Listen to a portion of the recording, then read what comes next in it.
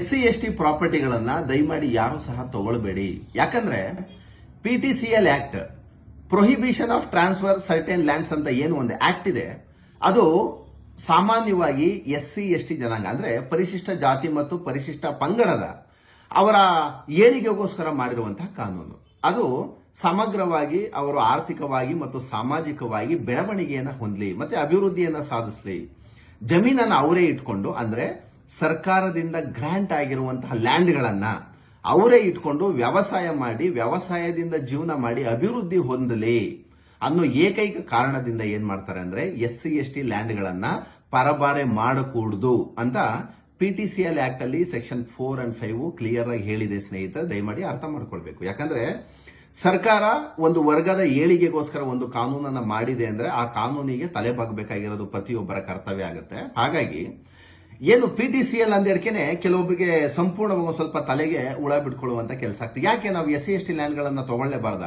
ಎಷ್ಟೊಂದು ಜನ ಏನ್ ಮಾಡ್ತಾರೆ, SC/ST ಆದ್ರೂ ಪರವಾಗಿಲ್ಲ ತಗೊಳ್ಬಿಡೋಣ ಅನ್ನೋ ಧೈರ್ಯ ಮಾಡುವಂತದ್ದು, ಕಾನೂನಿಗೆ ವಿರೋಧವಾಗಿ ನಡ್ಕೊಳ್ಳುವಂತದ್ದು ಏನಾಗುತ್ತೆ, ಕಾನೂನು ಬಾಹಿರ ಆಗತ್ತೆ. ಸ್ನೇಹಿತರೆ, ಏನಂದ್ರೆ PTCL ಆಕ್ಟ್ ಸೆಕ್ಷನ್ 4 ಅಲ್ಲಿ ಕ್ಲಿಯರ್ ಆಗಿ ಹೇಳ್ಬಿಟ್ಟಿದೆ, ಪ್ರೊಹಿಬಿಷನ್ ಆಫ್ ಸರ್ಟೆನ್ ಲ್ಯಾಂಡ್ಸ್ ಅಂತ, ಟ್ರಾನ್ಸ್ಫರ್ ಆಫ್ ಸರ್ಟೆನ್ ಲ್ಯಾಂಡ್ಸ್ ಅಂತ ಕ್ಲಿಯರ್ ಆಗಿ ಹೇಳಿದೆ. ಯಾಕಂದ್ರೆ ಆ ಕಾನೂನು ಏನಂತ ಸೆಕ್ಷನ್ ಏನನ್ನತ್ತೆ ಅಂದ್ರೆ ಈ ಒಂದು SC/ST ಜನಾಂಗದ ಪ್ರಾಪರ್ಟಿಗಳನ್ನ ಯಾರು ಸಹ ತಗೊಳ್ಳೋ ಹಾಗಿಲ್ಲ, ಪರಬಾರೆ ಮಾಡೋ ಹಾಗಿಲ್ಲ ಅಂತ ಕಾನೂನು ಹೇಳಿದೆ, ಸೆಕ್ಷನ್ ಹೇಳಿದೆ.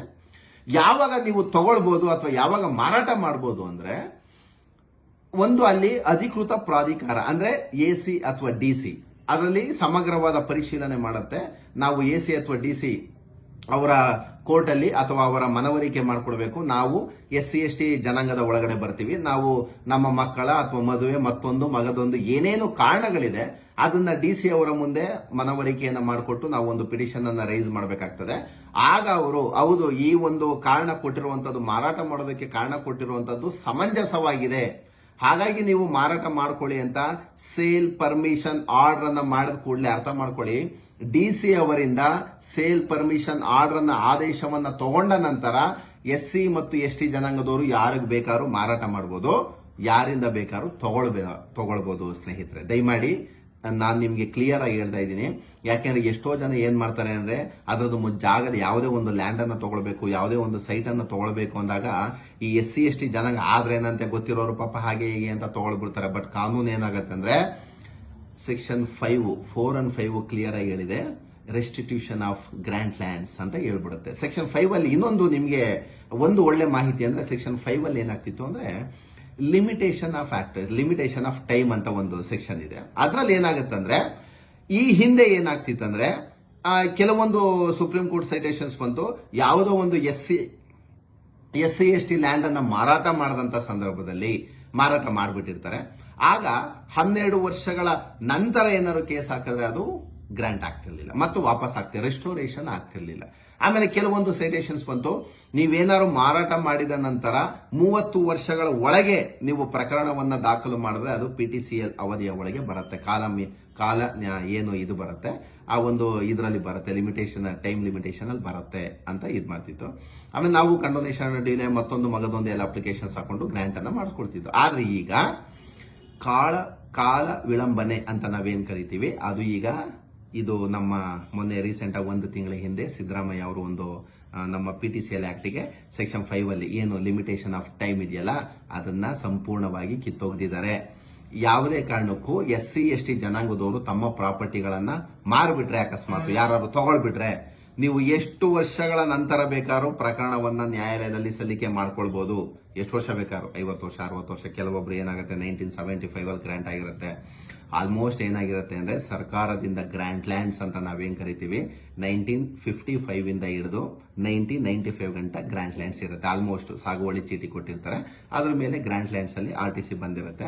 ಹಾಗಾಗಿ ಯಾವ ಗ್ರಾಂಟ್ ಲ್ಯಾಂಡ್ಸ್ ಅಂತ ಇರುತ್ತೆ SC/ST ಜನಾಂಗದವ್ರದ್ದು, ಆ ಗ್ರಾಂಟ್ ಲ್ಯಾಂಡ್ಸ್ ಅನ್ನ ದಯಮಾಡಿ ತಗೊಳ್ಬೇಡಿ. ವಿತೌಟ್ ಸೇಲ್ ಪರ್ಮಿಷನ್ ಸರ್ಟಿಫಿಕೇಟ್ ಇದ್ರೆ ಮಾತ್ರ ನೀವು ತಗೊಳ್ಬೇಕು. ಇಲ್ಲಾಂದ್ರೆ ಏನಾಗುತ್ತೆ, ಈಗ ಕೆಲವೊಮ್ಮೆ ನಮ್ಮಲ್ಲಿ ಏನಾಗುತ್ತೆ, ಇದನ್ನ ಪರವಾಗಿ ತಗೊಳ್ಳೋರು ಇದ್ದಾರೆ, ವಿರೋಧವಾಗಿ ತಗೊಳ್ಳೋರು ಇದ್ದಾರೆ. ನಮ್ಮಲ್ಲೇ ಏನಾಗುತ್ತೆ ಅಂದ್ರೆ ಎಷ್ಟೋ ಜನಗಳು ಗೊತ್ತಾಗ್ಬಿಡುತ್ತೆ, ತಂದೆ ಮಾರ್ಬಿಟ್ಟಿರ್ತಾರೆ, ತಂದೆ SC/ST ಜನಾಂಗ, ತಂದೆ ಯಾರಿಗೊಬ್ರಿಗೆ ಯಾವುದೋ ಒಂದು ಜನಾಂಗಕ್ಕೆ ಮಾರ್ಬಿಟ್ಟಿರ್ತಾರೆ ಅವರು. ಆದ್ರೆ ಮಕ್ಕಳು ಏನಾಗ್ತಾರೆ, ರಿಸ್ಟೋರೇಷನ್ ಆಫ್ ಗ್ರ್ಯಾಂಡ್ ಲ್ಯಾಂಡ್ಸ್ ಈ ಒಂದು ಪ್ರಕರಣದಲ್ಲಿ ಕೇಸನ್ನ ದಾಖಲು ಮಾಡಿದಾಗ 100% ರಿಸ್ಟೋರ್ ಆಗ್ಬಿಡುತ್ತೆ. ಯಾರ ಹೆಸರಿಗೆ ಯಾರು ಮಾರಾಟ ಮಾಡಿರ್ತಾರೆ ಅವ್ರ ಕಡೆ ತಿರ್ಗಾ ಮತ್ತೆ ಅವ್ರ RTC ಏನ್ ಚೇಂಜ್ ಆಗಿರುತ್ತೆ ಮತ್ತೆ ಅವ್ರ ಹೆಸರಿಗೆ ರಿಸ್ಟೋರ್ ಆಗುತ್ತೆ ಸ್ನೇಹಿತರೆ. ಹಾಗಾಗಿ ಎಷ್ಟೋ ಪ್ರಕರಣಗಳೇನಾಗುತ್ತೆ, ತಂದೆ ಮಾರ್ಬಿಟ್ಟಿರ್ತಾರೆ ಬಟ್ ಮಕ್ಕಳು ಸರಿ ಇರೋಲ್ವಲ್ಲ, ಕೇಸ್ ಹಾಕ್ತಾರೆ. ತಪ್ಪೇನಿದೆ ಅದರಲ್ಲಿ? ಅವರ ಹಕ್ಕುಗಳನ್ನ ಅವ್ರು ತಗೋಬಿಡ್ತಾರೆ. ಆದ್ರೆ SC ST ಪ್ರಾಪರ್ಟಿಗಳನ್ನ ಸರ್ಕಾರ ಅವರ ಅನುಕೂಲಕ್ಕೋಸ್ಕರ ಮಾಡಿರೋದ್ರಿಂದ ದಯಮಾಡಿ ಯಾರು ಸಹ ತಗೊಳ್ಬೇಡಿ. ಆಮೇಲೆ ಇನ್ನೊಂದು, ನೀವೇನಾರು ಕಾನೂನು ಬಾಹಿರವಾಗಿ ತಗೊಂಡಾಗ ಏನಾಗುತ್ತೆ, ಅದು ಆಟೋಮೆಟಿಕಲಿ ಅಸಿಂಧು ಅಂತ ನಾವು ಕರಿತೀವಿ. ಗ್ರ್ಯಾಂಡ್ ಲ್ಯಾಂಡ್ಸ್ ಯಾವರೇ ತಗೊಂಡ್ರು ಸಹ ಸೆಕ್ಷನ್ 4 ಅಲ್ಲಿ ಕ್ಲಿಯರ್ ಆಗಿ ಹೇಳಿದೆ ಸ್ನೇಹಿತರೆ, ಪ್ರೊಹಿಬಿಷನ್ ಆಫ್ ಗ್ರ್ಯಾಂಡ್ ಲ್ಯಾಂಡ್ಸ್ ಅಂತ ಏನಾಗುತ್ತೆ, ಮಾರೋದು ತಪ್ಪು, ತಗೊಳ್ಳೋದು ತಪ್ಪು. ಮಾರಾಟ ಮಾಡಿದ್ರು ಸಹ ಆ ಮಾರಾಟ ಮಾಡುವ ಪ್ರಕ್ರಿಯೆಯನ್ನ ಕಾನೂನು ಅಸಿಂಧು ಅಂತ ಹೇಳ್ಬಿಟ್ಟಿದೆ. ಹಾಗಾಗಿ SC ST ಪ್ರಾಪರ್ಟಿಗಳನ್ನ ತಗೊಳ್ಳುವಂತ ಸಂದರ್ಭದಲ್ಲಿ ಹುಷಾರಾಗಿರಿ. ಎಷ್ಟೋ ಪ್ರಕರಣಗಳನ್ನ ನಾವು ಪ್ರತಿನಿತ್ಯ ನೋಡ್ತಾ ಇರ್ತೀವಿ. 2000 ಅಲ್ಲಿ SC ST ಲ್ಯಾಂಡ್ ಅನ್ನ ಮಾರ್ಬಿಡ್ತಾರೆ ಅವರು, ಬೇರೆ ಯಾವುದೋ ಅನ್ಯ ಜನಾಂಗಕ್ಕೆ ಮಾರ್ತಾರೆ. ಮತ್ತೆ ಏನ್ ಮಾಡ್ತಾರೆ, 2005 ಅಲ್ಲಿ ಮತ್ತೆ PTCL ಆಕ್ಟ್ ಅಲ್ಲಿ ಇದು ಮಾಡ್ತಾರೆ, ಮತ್ತೆ ಅವ್ರ ಹೆಸರಿಗೆ ಖಾತೆ ವರ್ಗಾವಣೆ ಆಗುತ್ತೆ. 2010 ಅಲ್ಲಿ ಮತ್ತೆ ಮಾರ್ತಾರೆ ಅದೇ ಜಾಗನ. 2010 ಅಲ್ಲಿ ಮಾರ್ಬಿಡ್ತಾರೆ, ಮತ್ತೆ ಲ್ಯಾಂಡ್ ವ್ಯಾಲ್ಯೂ ಏನಾಗುತ್ತೆ, ಜಾಸ್ತಿ ಆಗುತ್ತೆ. ಮತ್ತೆ 2012 ಅಲ್ಲಿ ಏನ್ ಮಾಡ್ತಾರೆ, ಮತ್ತೊಂದು ಕೇಸ್ ಹಾಕ್ತಾರೆ PTCL. ಮತ್ತೆ ನಮ್ಮ ಗಮನದಲ್ಲಿರಲಿಲ್ಲ, ಮೋಸ ಮಾಡಿ ನಮ್ಮ ಹತ್ರ ಬರ್ಸ್ಕೊಂಡ್ರು, ಮತ್ತೊಂದು ಮಗದೊಂದು ಅಂತ. 2007 3 ವರ್ಷ ನಮ್ಮಲ್ಲಿ ಏನಾಗುತ್ತೆ, AC ಮತ್ತು DC ಕೋರ್ಟ್ ಅಲ್ಲಿ ಮ್ಯಾಕ್ಸಿಮಮ್ 6 ತಿಂಗಳಿಂದ 1 ವರ್ಷದಲ್ಲಿ ಪ್ರಕರಣ ಮುಗಿದೋಗುತ್ತೆ. ಹಾಗಾಗಿ ನಾವು ಮತ್ತೆ ಮಾರ್ತಾರೆ ಅದನ್ನ. ಮತ್ತೆ ಈಗ 2023 ಮತ್ತೆ ಕೇಸ್ ಹಾಕಿ ಮಾರೋರು.